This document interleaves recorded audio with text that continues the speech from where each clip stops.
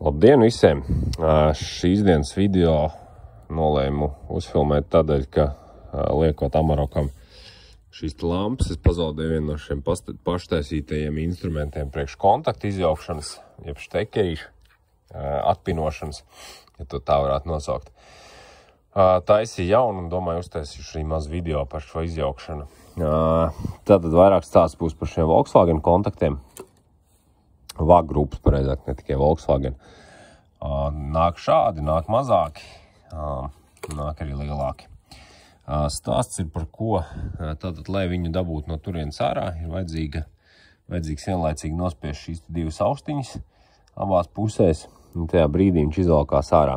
Jaunākiem kontaktiem jau ir arī vēl plus šāds te fiksators, praktiski visiem no kaut kāda 98. gada nāk šādi vēl papildus jāizvalk.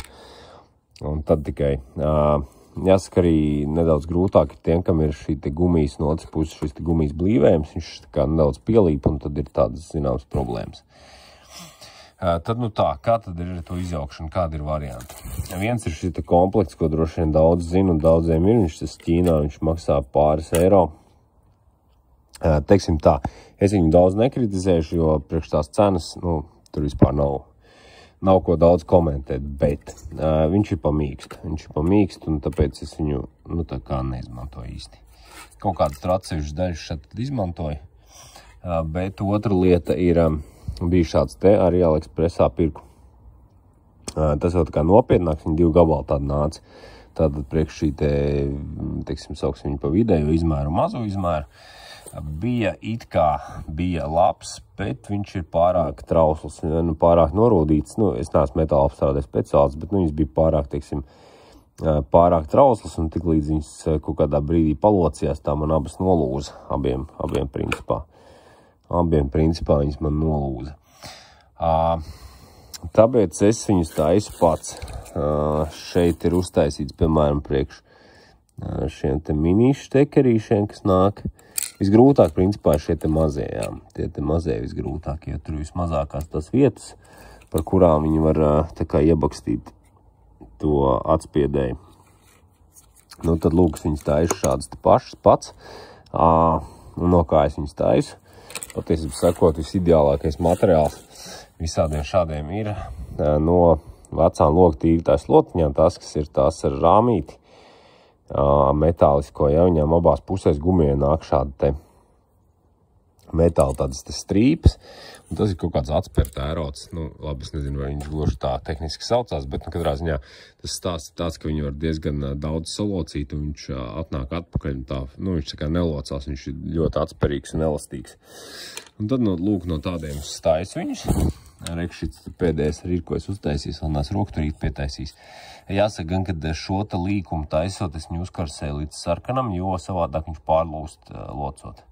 Bet šādi te salocot, un tad viņi ņem vienkārši uz šīs smirģeļa rips, vienu sānu, otru sānu. Ļoti svarīgi ir, teiksim, jā, tas gabals pārāk liels nav vajadzīgs šeit, kas iet tajā štekerī, pat pāris milimetri tur. 5 varbūt maksimums. Bet ļoti svarīgi šo te galu uztaisīt tā, lai viņš ir, tā fokus te būs kā būs, piedodiet, bet jā, šis gals ir tāds, viņš vajadzīgs nedaudz ar tādu fāzīti. Jā, un otra lieta, ka viņu nevajag pārkarsēt, ka viņu labāk viņu padzesēt, teiksim, aiziet uzpīpēt vai ko katrs dara, iedzer kafiju, jā, vai arī padzesē ar ūdeni, lai viņš nepaliek vienkārši zils, tas metāls, viņš, metāls tur ir maz un berzi baigā pie tās smirģeļa ripas, un līdz ar to viņš ātri paliks zils, un tad viņš atkal zaudēs to elastības ticamāk. Tad šādas te uztaisīt var, ļoti forši. Lielākam, protams, ir vieglāk, tur ir mazāk jānoevalē šī te, jānosmirģelē. Šī te daļa lielajiem vieglāk, mazajiem visgrūtāk, tur ir tā filigrānāk, ka to jānodarbojas. Bet tāds ir tas mans piegājiens, kā es to daru. Tad, šādi te smuki sanāk, tas priekš mazā kontaktiņa. Ļoti labs, man liekas, sanāk tāds. Jā, viņš ir tiešām tāds, nolaust viņu salīdzinoši grūti, viņš ir elastīgs, atspērīgs. Un tālūk. Nu, kāpēc tas vajadzīgs? Protams, tad, kad ir kaut kāds bojāts tas kontakts, vai, piemēram, nezinu, vislabāk, ja viņas arī iztīri, patiesībā sakot, ir tā, ka viņas izņem ārā, un tad te var sāniski ielikt smūžpapīru, un tad, nu, tad pavisam forši. Teiksim, ja man ir jāmaina, tad es šādiem te vairāk vai mazāk cenšos izmantot labāk oriģinālo šo te kontaktu ar vādu, jo, nu, man arī šis ir atsevišķi šie kontakti un ir šīs speciālās knaiblas, bet, nu, viņas tomēr nespēja, teiksim, ar roku nevar uztaisīt to, ko rūpnīcā uztaisa. Viņš tik smuks nav. Ja īpaši tiem, kam ir vēl tas gumijas blīvējums, ja, nu, to pavisam grūti ir atkārtot tādā kvalitātē. Tāpēc es ļoti daudz savācu šādus štekerus, no kā var paņemt bez bēdu, tā teikt. Ko es iztaisīju no šitā viena vecā, kas man nolūza, es viņam ieliku vienu šo te, tas nav no tā te materiāla, tas ir no kaut kādas kontakta kājas, no Audi 80 spidometru.